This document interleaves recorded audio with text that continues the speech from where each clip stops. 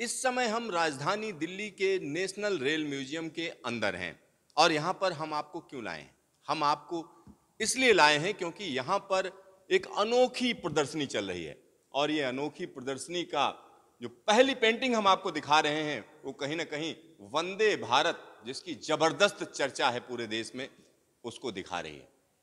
लेकिन सिर्फ वंदे भारत की यहाँ पर बात नहीं हो रही है।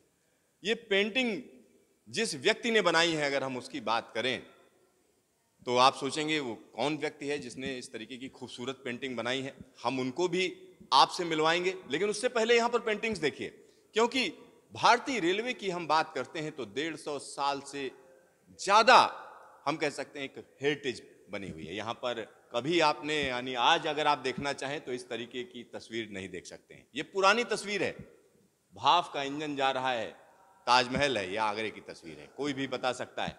लेकिन बात यहीं पर समाप्त नहीं होती है। यहां पर हम आपको तरह तरह की पेंटिंग दिखाएंगे। आप देखिए किस तरीके की पेंटिंग, लेकिन हर एक व्यक्ति सोच रहा होगा ये कलाकार कौन है जिसने इस तरीके की पेंटिंग्स बनाई हुई हैं। यहां देखिए, जिधर आप नजर डालेंगे रेलवे की खूबसूरती, रेलवे की हेरिटेज आपको नजर आएगी। कई चीजों को आप यहां पर पहचान रहे होंगे।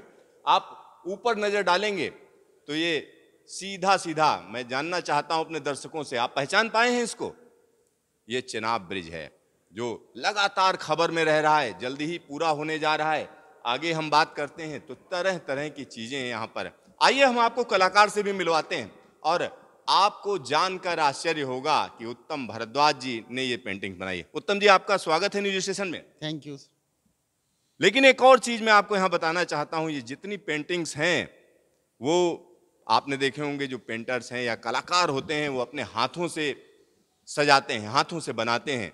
लेकिन उत्तम जी की खासियत यह है, ये हाथ से बनाई हुई पेंटिंग नहीं है, क्योंकि जब किसी पर मुसीबत आती है, दिक्कत आती है, लोग हताश हो जाते हैं, निराश हो जाते हैं, उनको लगता है कि अब क्या करेंगे।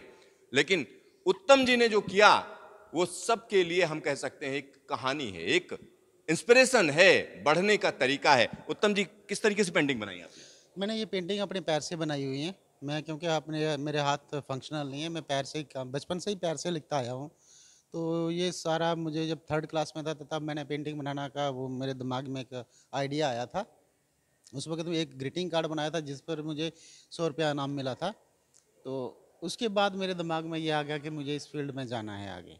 अच्छा, जब लोग देखते हैं कि उत्तम जी पैर से बना रहे हैं पेंटिंग, तो उनका क्या रिएक्शन रहता है? ये स्टार्टिंग में ये रिएक्शन रहता था कि नहीं जी, ये हो सकता है ये सिर्फ बना नहीं पाता होगा, सिर्फ अपना नाम आगे कर रहा है। बट जब मेरी लोगों ने वर्कशॉप देखी, जब मेरा सोशल मीडिया पे वीडियोस देखे, जब लोगों के सामने मैंने पेंटिंग की, मेरे टीवी शोज़ हुए, उसके बाद लोगों को ये पता चल गया कि मैं खुद बनाता हूँ, मेरी पेंटिंग इसके तरीके से है। मैं आज तक तकरीबन 29 कंट्रीज़ में पेंटिंग अपनी सेल कर चुका हूँ।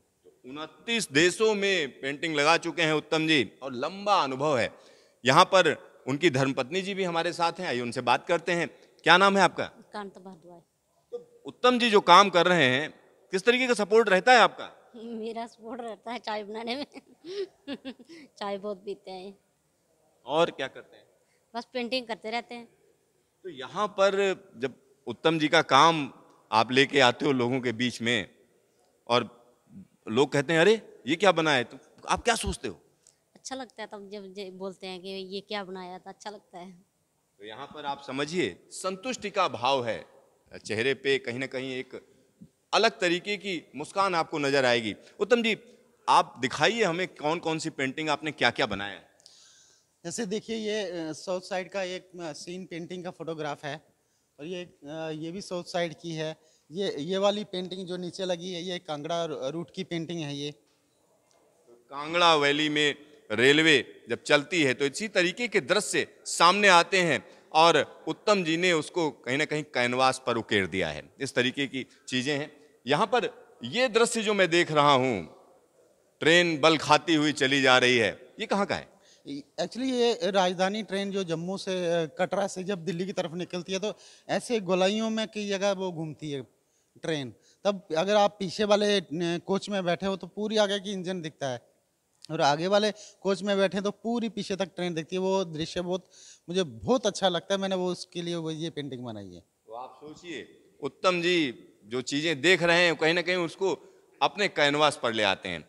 ये जबरदस्त दृश्य है, ये कहाँ का है? ये देखिए, ये एक गाड़ी चलती है जम्मू से, झेलम एक्सप्रेस, ये जम्मू से पूना जाती है। जब 2006 में मेरे घर बेटा पैदा हुआ था तो उसको 24 दिन का था, तो उसको हार्ट अटैक हुआ था। तो उसके इलाज के लिए मैं पूना गया था, तब मुझे ये मैंने वहाँ के ये सीन देखे थे, तो वो मेरे दिमाग में बैठ गए थे, तब की ये पेंटिंग मैं बना, उस झेलम एक्सप्रेस की पेंटिंग मैंने ये बनाई हुई है। झेलम एक्सप्रेस की आप पेंटिंग देखिए और यहाँ ऊपर नजर डालिए, ये कौन सी पेंटिंग आपने बनाई? ये साउथ साइड का, केरला साइड का एक ये जगह है, वहाँ की पेंटिंग है। एक्चुअली वहाँ की साउथ का मैं इतने नाम नहीं जानता हूँ, बट ये फोटो लेके मैंने वो उनकी साउथ की पेंटिंग बनाई है। और एक और जबरदस्त पेंटिंग आपको यहाँ पर नजर आ रही होगी, ये कई लोगों ने इसको फोटो में देखा होगा। ये कहाँ से इंस्पिरेशन मिली आपको? ये भी मैंने एक्चुअली जब मैं इंडियन रेलवे के ऊपर जब थीम मैंने चुनी कि इस थीम के ऊपर मैं काम करूँगा 8 साल पहले, तो इसके बारे में मैंने इंटरनेट पे रेलवे के बारे में पूरा पढ़ा, कैसे कैसे स्टेशन, कहाँ कहाँ के स्टेशन अच्छा है, कहाँ का कौन सा ट्रैक अच्छा है, कौन सा ट्रैक हेरिटेज का है। उसके बारे में जब मैंने ये सारा पढ़ा, उसके बीच में से कुछ मुझे ऐसी जगह मैंने चुने, तकरीबन 150 जगह मैंने चुनी जिनके ऊपर मैंने पेंटिंग का काम किया। ये उसमें से एक साउथ साइड की जो है, ये नीचे से नाला बहता, ऊपर से फाल, ऊंचे से फाल आता है। ये जगह अगर इसकी बात करें, दूध सागर फॉल है।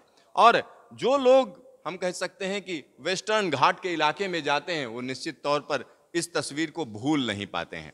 और इसी तरीके की खूबसूरत तस्वीरें अगर आपको देखनी हो, तस्वीरें तो अलग चीज है, यहाँ पेंटिंग्स हैं जिनको उत्तम जी ने एक अलग अंदाज में बनाया है। इसके अलावा अगर हम बात करें, भारतीय रेलवे की इतनी बड़ी हेरिटेज है, हमने देखा ढेर सारे स्टेशन बनाए हुए हैं आपने। हाँ देखिए, जो भी स्टेशन मुझे अच्छा लगता है, जो खूबसूरत है, काफ़ी पुराने पुराने स्टेशन, और इतने अच्छे स्टेशन की इतनी अच्छी बिल्डिंग्स हैं वो, और जिसने भी आर्किटेक्ट ने उनको डिज़ाइन किया इतने ठंडे से तरीके से, जबकि उस ज़माने में वो इतना कंप्यूटर का सिस्टम नहीं हुआ करता था, 3D का नहीं हुआ करता, तब उस वक्त हिंदुस्तान में इतनी ज़्यादा अच्छी टेक्नोलॉजी थी, तो उसको देख के मैं बहुत प्रभावित हुआ, तो उनको मैंने पेंट किया है। तो यहाँ पर स्टेशन भी दिखेंगे, ये देखिए, ये स्टेशन आप देखकर पहचान सकते हैं, हालांकि नाम लिखा हुआ है काचीगुड़ा है, ये दक्षिण भारत का स्टेशन है। और इसी तरीके की तमाम और पेंटिंग्स हैं जिनको हम आपको दिखाएंगे। यहाँ पर यह दृश्य बिल्कुल अलग लग रहा है, ये किस जगह का है, कहाँ की आपने बनाया? साउथ साइड का है। तो यहाँ पर आप देखिए, ये दक्षिण भारत का कोई स्टेशन बनाया गया है, और कहीं ना कहीं रेलवे से जो जुड़ाव रहता है लोगों को, वो यहाँ पर नजर आ रहा है। और ये जगह, ये देखिए, ये आर्टिस्ट की अपनी इमेजिनेशन है, और जिस जगह पर है, क्या कहेंगे कहाँ की है? ये निज़ामुद्दीन का सबसे पुराना जो स्टेशन हुआ करता था दिल्ली में। ये ब्लैक एंड वाइट फोटो मैंने देखा था, उसको मैंने कलर्ड में कन्वर्ट कर दिया, पेंट कर दिया। तो ये निजामुद्दीन स्टेशन का एक पुरानी तस्वीर है जिसको हम कह सकते हैं पेंटिंग में तब्दील किया गया है। सामने ही आप देखिए लखनऊ का चारबाग स्टेशन आप देख सकते हैं। चारबाग की खूबसूरती देखते ही बनती है, और इसको कहीं ना कहीं कैनवास पे उतारा गया है। उत्तम जी, यहाँ पर जब किसी से मैं ये कहूँ, या किसी से आप कहते होंगे कि ये पेंटिंग हाथ से नहीं पैर से बनाई है, क्या रिएक्शन रहता है? नहीं, काफ़ी लोगों को मैं बताता हूँ कि मैंने पैर से पेंटिंग बनाते, वो यकीन नहीं करते, विश्वास नहीं करते हैं। फिर जब वो मेरा वीडियोस देखते हैं, मुझे काम करते हुए देखते हैं, तब वो विश्वास करते हैं। ऐसा मेरे साथ मैक्सिमम होता है कि लोग विश्वास कम करते हैं। तो यहाँ पर आप समझिए, छोटी सी दिक्कत आती है, आप तनाव में आ जाते हैं, परेशान हो जाते हैं, और जब हम उत्तम जी को देखते हैं तो कहीं ना कहीं सबके लिए एक बड़ी इंस्पिरेशन है। यहाँ बहुत से लोग हैं, हम कह सकते हैं, जिनको ये नहीं मालूम कि आप दिव्यांगों के लिए भी जबरदस्त काम कर रहे हैं। बताएंगे क्या काम कर रहे हैं? हाँ देखिए, मैं 2015-16 में रतन टाटा जी से मिला था, अपनी पेंटिंग लेके गया हुआ था बॉम्बे में, वहाँ पे उनके घर पे मिला। तो उन्होंने बोला, उत्तम बेटा, जब आपके अंदर जो कला है, जिस कला को लेके आप चल रहे हो आगे, ये हर इंसान एक दिन आता है दुनिया में तो चला जाता है, ये आपके साथ मत ना जाए, ये इसको इसी धरती पे, इसी देश में छोड़ के जाना है। तब से हमने ये एक फाउंडेशन स्टार्ट की, JD foot and mouth art foundation, जिसमें अब तक हमने 370 बच्चों को अडॉप्ट किया हुआ है। वो सारी के सारे बच्चे जो दिव्यांग हैं, जिनके हाथ काम नहीं करते हैं, कुछ बच्चों की टांगें नहीं है, वो चल नहीं पाते हैं। हम उनको सिर्फ ये नहीं कि चेयर दे दी किसी को, या किसी को ब्लैक बोर्ड दे दिया, या किसी को बुक्स दे दी, हमने जब हम अडाप्ट करते हैं तो पूरे तरीके से अडाप्ट कर लेते हैं।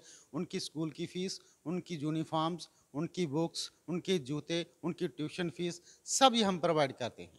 तो आप समझिए, बहुत से लोगों के पास सब कुछ होता है लेकिन दिल बड़ा नहीं होता है। यहाँ पर उत्तम जी को देखिए, खुद तो काम कर ही रहे हैं, दूसरे लोग जो इस दिक्कत से जूझ रहे हैं उनके लिए भी रास्ता बना रहे हैं। और यहाँ पर FM आर्ट्स फाउंडेशन विकलांगों द्वारा विकलांगों के लिए, हालांकि विकलांग को अब सरकार दिव्यांग कह रही है, लेकिन दिव्यांग कहने से कोई फर्क नहीं पड़ता है। आप उनके लिए कर क्या रहे हो? क्योंकि अगर यहाँ पर रेल म्यूजियम के अंदर ये जबरदस्त पेंटिंग प्रदर्शनी लगी हुई है तो यहाँ पर आइए और उत्तम जी को कहीं ना कहीं आप उत्साहवर्धन कीजिए, इनकी पेंटिंग्स खरीदिए। तो ये पेंटिंग्स सेल के लिए भी हैं? हाँ, ये पेंटिंग हम सेल के लिए भी है, और इसमें एक बात मैं आपको और भी बताता हूँ।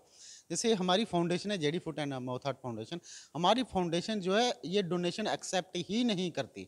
हम किसी से डोनेशन लेते ही नहीं हैं कि अगर हम डोनेशन लेंगे तो सामने वाला सोचेगा शायद ये विकलांग है, तो ये पैसा कमाने का एक जरिया है इसका। हम कहते हैं हमें काम दो, हम कमा के फिर लोगों को डोनेट करेंगे। हम डोनेशन लेना पसंद ही नहीं करते। आज तक मैंने अपने 15 साल की लाइफ में, जब मैंने ट्रेन में ट्रैवल किया, आज तक एक भी बार मैंने कंसेशन वाली टिकट नहीं ली है। वाह!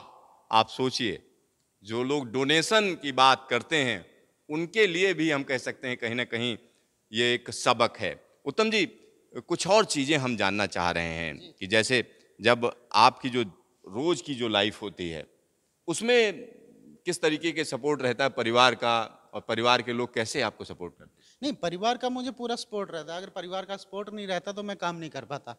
जैसे मैं रात को 9 बजे से लेके सुबह 4 बजे तक, 5 बजे तक पेंटिंग का काम करता हूँ। तो मेरी वाइफ है साथ में, ये तो मुझे पूरी रात में चाय पीता हूँ, मुझे चाय की ज़बरदस्त लत लग चुकी है। मुझे हर आधे घंटे, 1 घंटे के बाद मुझे चाय, स्ट्रांग वाली चाय चाहिए होती है। तो ये चाय बना के देते हैं। जब तक 12 साढ़े 12 बजे तक ये जागे होते हैं तो चाय बना के देते हैं। उसके बाद ये मेरे पास केटल ला के रख देते हैं, जिसमें भर के सुबह तक मैं चाय पीता रहता हूँ और काम करता रहता हूँ। तो समझिए, आप बताइए, चाय पिलाते रहते हैं, कभी आपने नहीं सोचा हम पेंटिंग बनाएं? नहीं, कभी नहीं सोचा। तो लगता नहीं है कि आपको भी बनाना चाहिए?